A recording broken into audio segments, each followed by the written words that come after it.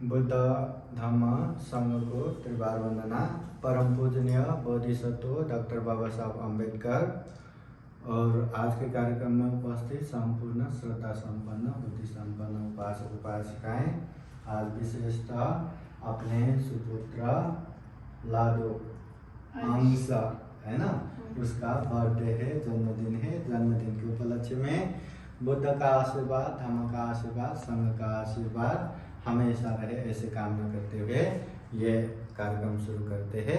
कार्यक्रम की शुरुआत में हम बुद्ध धम्म संघ को प्रणाम करेंगे, पैर पीछे करके। ये समीक्षा जैसा सबको बैठना है।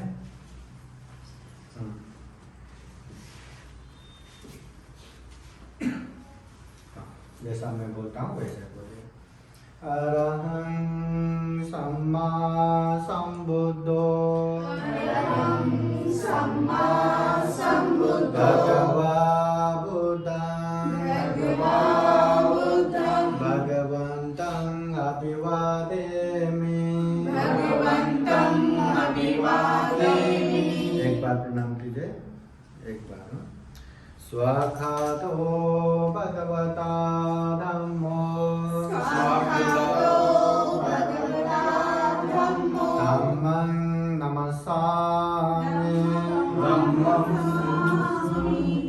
सुपतिपन्नो भगवतो सावक संघो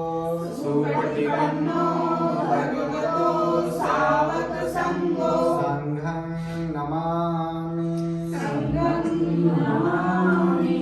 शीलयाचना। ओकाश वन्दामि भन्ते भारतयेन रातं साभं अपराधं कमता मे भन्ते तृतीयम्पि ओकाश अहं भन्ते शरणेन सह पंचशीलं धम्मं याचामि अंगं कृत्वा शीलं देता मे भन्ते तृतीयम्पि यमहं वदामि तं वदेत। नमो तस्सा भगवतो अरहतो सम्मा सम्बुद्धास्सा।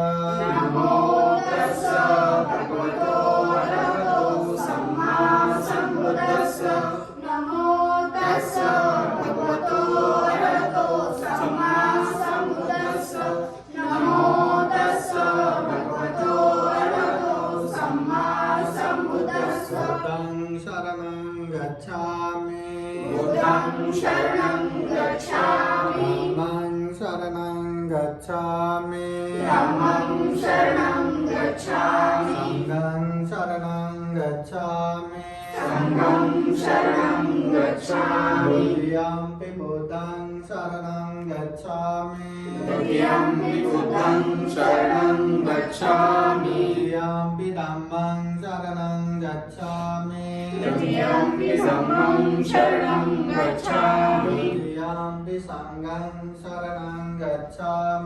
तृतीयम्पि संघं शरणं गच्छामि तृतीयम्पि बुद्धं शरणं गच्छामि तृतीयम्पि धम्मं शरणं गच्छामि तृतीयम्पि संघं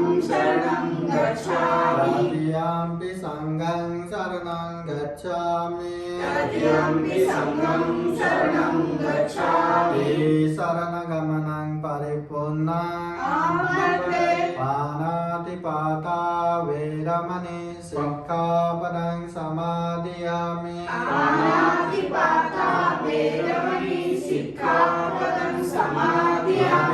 दाना वेरमणि सिक्खापदं समादयामि।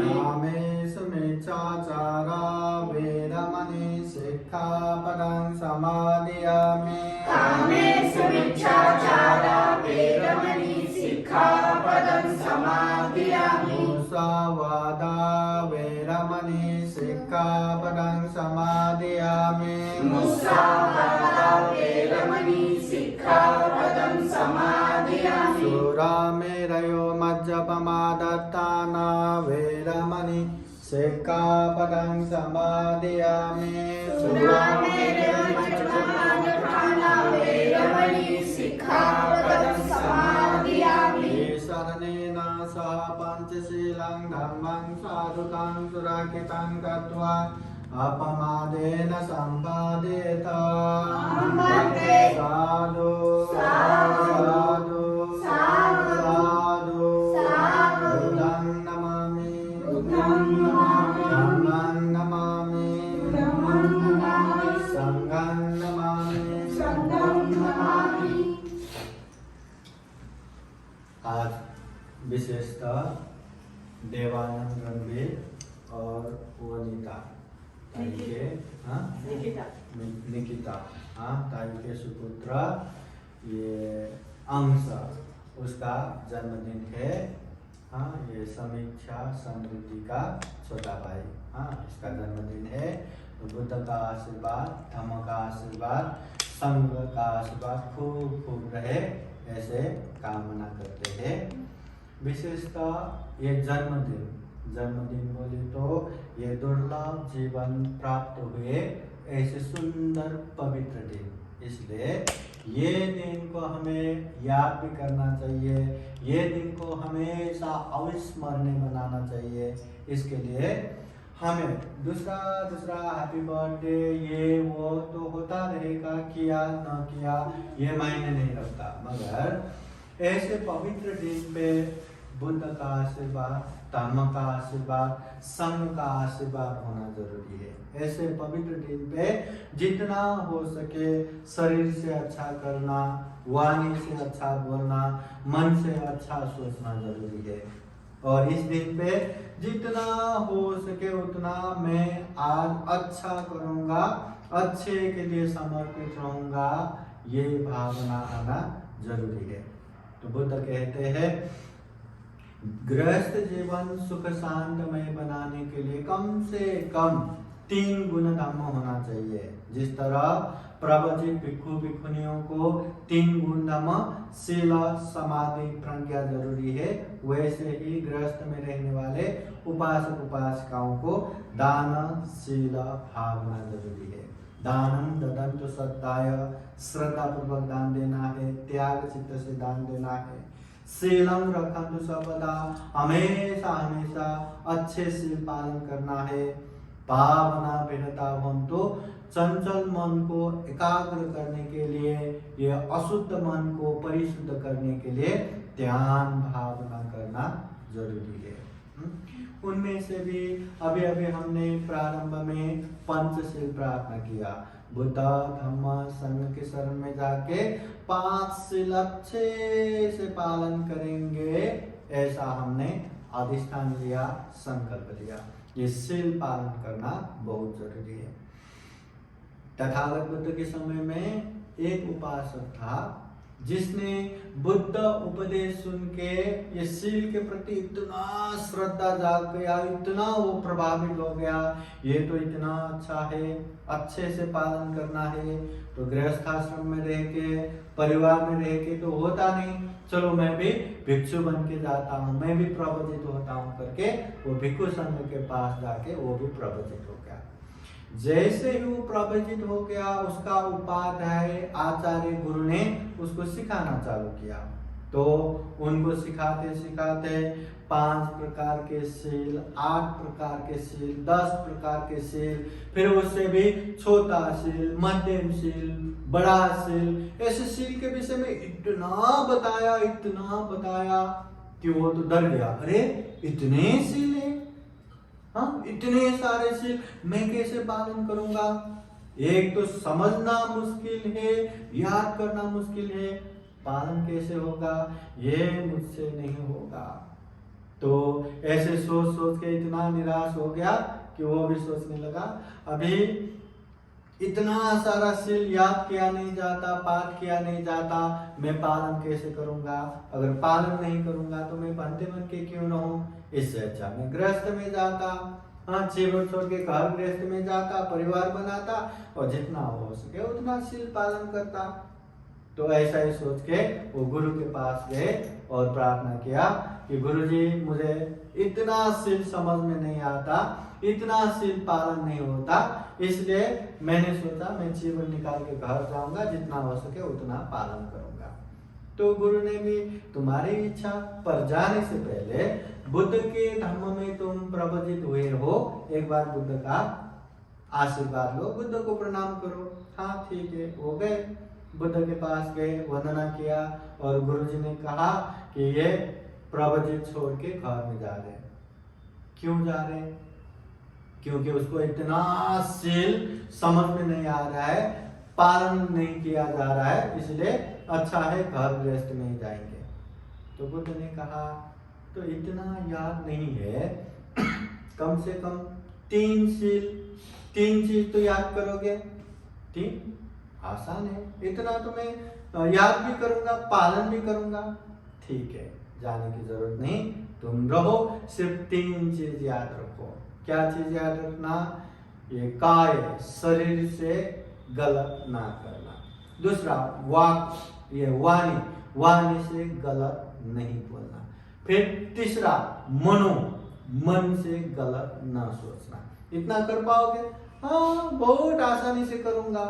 एक तो श्रद्धा पूर्वक तो प्रवचित हुआ ही है, तो ठीक है, करके अच्छे से वो 3 चीज ध्यान में रखते हुए उसने प्रवचित जीवन बिताने लगा। और जैसे जैसे वो समझते गया, पकते गया, तो उसको समझ में आया, अरे हमारे आचार्य गुरु ने भी तो यही सील सिखाया था, इसी में 5 सील भी आ गया, 10 सील भी आ गया, छोटा सील, मध्यम सील, सारे सील आ गया। फिर समझ में आया और वही सील पालन करते करते वो दुख मुक्त अरहत भी हो गया। इसलिए ये सील को हमें अच्छे से पालन करना है, कम से कम ये 5 सील। तथागत बुद्ध कहते हैं, घर गृहस्थ में रह के सुख शांति पूर्वक रहना चाहते हो, हाँ, वो सुख शांति के लिए प्रवचित नहीं होना चाहते, सारे घर गृहस्थ छोड़ के भिक्षु भिक्षुनी बनना नहीं चाहते, तो ये 5 सील पालन करो, सुख भी मिलेगा, शांति भी मिलेगा। अभी वो 5 सील को पंचशील कहते हैं। वो 5 सील क्या क्या? पानातिपाता वेरमणि, प्राणी हिंसा नहीं करना, किसी को दुख नहीं देना। अदिन्ना दाना वेरमणि, चोरी नहीं करना, बिना दिए कुछ भी नहीं लेना। कामेषु मिथ्याचार वेरमणि, काम मिथ्याचार व्यभिचार नहीं करना। मुसावादा वेरमणि, असत्य झूठ नहीं बोलना। सुरा मेरे अमज्जपमादत्ताना वेरमणि, अमल नशापता सेवन नहीं करना। ये 5 सील भी पालन किया तो घर गृहस्थ में रह के भी सुख भी मिलेगा, शांति भी मिलेगा। और ये बुद्ध वाणी है, हम ऐसे ही नहीं बोल रहे, ये तथागत बुद्ध की वाणी है। पालन करो, सुख शांति मिलेगा ही। इतना बड़ा ये सील है।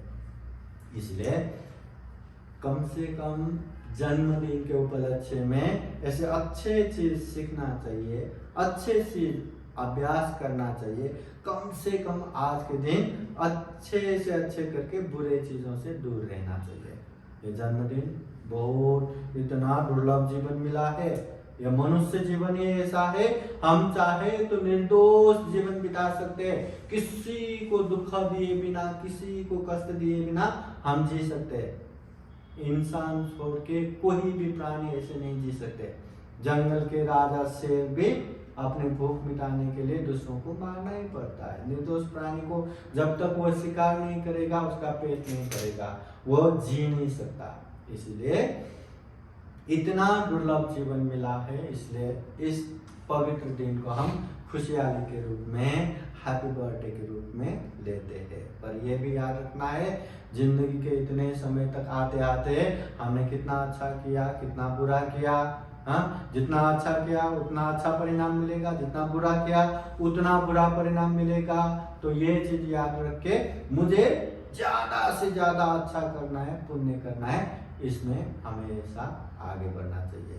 इसलिए आज विशेषतः अंश का जन्मदिन है। फिर एक बार कामना करते हैं अंश को जीवन में बुद्ध का आशीर्वाद, धम्म का आशीर्वाद, संघ का आशीर्वाद हमेशा हमेशा रहे। जीवन में अच्छे इच्छा आकांक्षा संपूर्ण परिपूर्ण हो, बड़ा इंसान बन सके।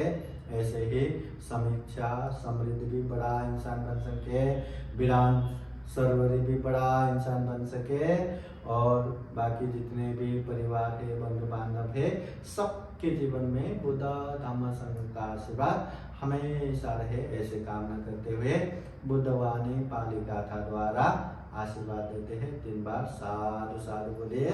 साधु साधु साधु।